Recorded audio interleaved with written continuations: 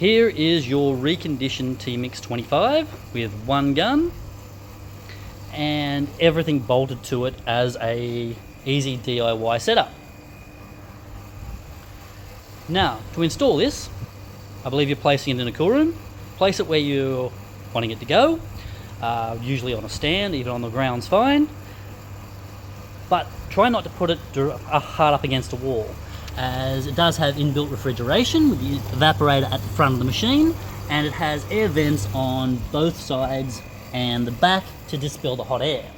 Now, because it's going in a cool room,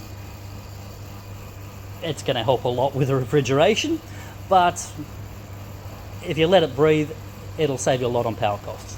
So once you got that in, got it where you got it wanting it to go, next you got the syrup pumps on the right hand side, so the syrups will sit on the right hand side of the machine.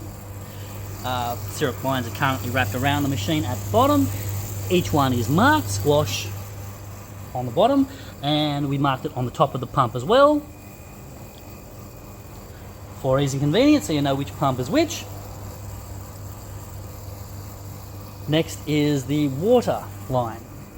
Now, the water filter is bolted to the side of the machine with a push-in water pressure reducer. Now, what we have included is a water fitting. This screws directly into a 1/2 inch water fitting, which is what most commercial applications have standard. If you don't, a plumber can hook one up for you. Otherwise, if you've got a different size fitting, you can go duck down to Bunnings and you'll find an adapter in the plumbing aisle. Once that's hooked up with a thread tape to your fitting, we've got another push-in line here. Now, what we're going to do is we're going to include a roll of 6mm line, which is right here. So all you need to do is run it from your water supply hooked up to the tap, measure the length to size, cut it and push it into here, and that's your water taken care of. Next is your power. Now, it runs on a standard 10 amp power point. Plug that one in, don't turn it on just yet. Only other thing is the gas. Standard gas regulator. This is a bottle mounted regulator, screws directly onto your gas bottle. As you can see, on them is marked what the pressures are supposed to be and a little line. This one here goes to your syrup pump board. It's 40 psi. This one here goes to your carbonator, which is 80 psi, and this one tells you how much is left in the bottle. A full bottle of CO2 only comes around to the green line. Don't expect it to come all the way around here. If you're hooked it up to some sort of beer gas or something, you'd get coming all the way around here, but that would also send your post-mix flat, so only ever use straight CO2. Now, once your power's connected, your CO2 bottle's connected, and your water is connected, the next thing is to fill the machine. There is a single screw holding the lid on.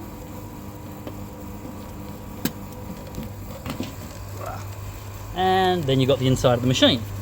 Now, at the moment you'll see water in there, which is just above the copper coils. That is where the water line's supposed to be. Now, this will be drained for shipping. We're just about to do that. But you will need to fill this machine with water to just above the copper coils. If you overfill it, the water will come out of the overflow. So it's no huge big deal, but you will get a wet floor.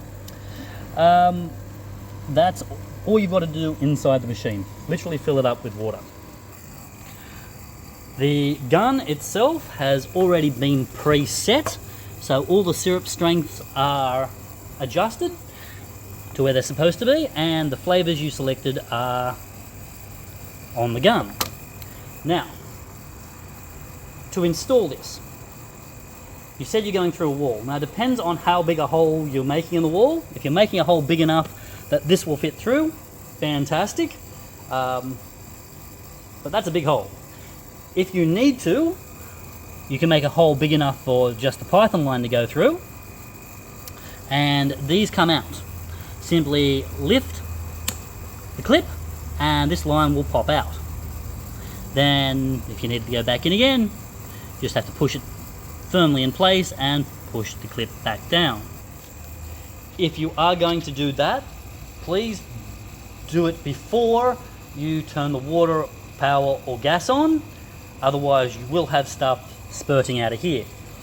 Also, it is going to be a bit messy because there is syrup in the lines when we charged and set your syrup strengths. So it's possible. If you decide to go that way, I will list where everything goes for you. 1 second. Alright, so we will start at the end over here, which is D. There is nothing on the M line or the I line. So, just the 8 in the middle. D is actually your, let's see, it is the brown line, and the brown line is your raspberry. So, when you're putting them back in, brown goes into D. Your cola is silver and connects to C. Your yellow is your squash and connects to Q. Your cold water line is white and connects to W. Your soda water line is black and connects to S. Your tonic line is red and connects to T. Your lemonade line is pink and connects to L. And your lemon lime bitters line is orange and connects to G. So easily done if you want to go that way. But that's really all there is to setting up the machine. We are also including a standard Wunderbar gun holder, which you can mount at your bar or wherever your gun's going.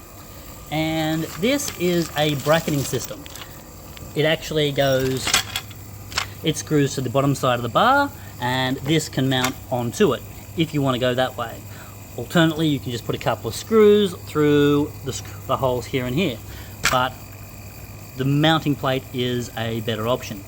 If and when you do move the gun, do it via the Python line and be very careful. This is all plastic, and we've had people in the past just try and move it by yanking this thing around, and these plastic manifold connections at the back can easily break.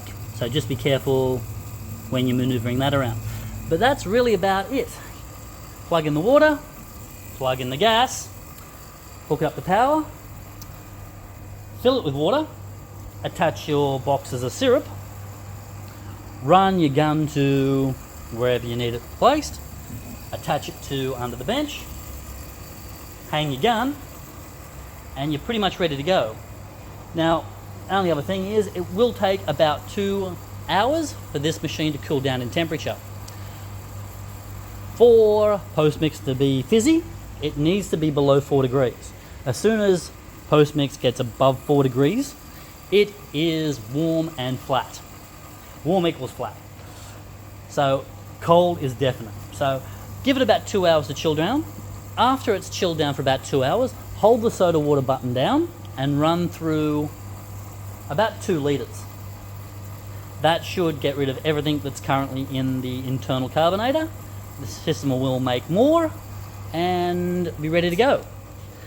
Only other thing I should mention is down here under this pump you'll see 2 green switches. The large one is a main switch which will turn everything on and off and mainly run the refrigeration. This small one here is a carbonator switch. So what you can do is turn that one off, and when you first start doing the installations, first thing you do is put this machine wherever you want it to go, fill it with water, and make sure this green switch is turned off and this one's turned, big green switch is turned on, little green switch is turned off. That way the machine will start refrigerating down to temperature, and by the time you've got everything else hooked up, it'll be well on its way to being ready to use.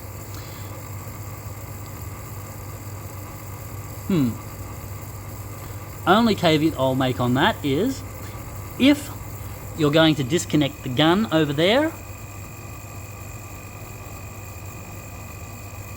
I would turn it off here as well. There is a water recirc line over there which sends cold water from the machine over to the gun, which shouldn't affect it whatsoever, but if you're moving things around, you may want to just turn it off so it's not recircing over there. But once you want everything to start up again and the machine good to go, just make sure this one here is turned on and you're fine to go. That's really about all there is to it.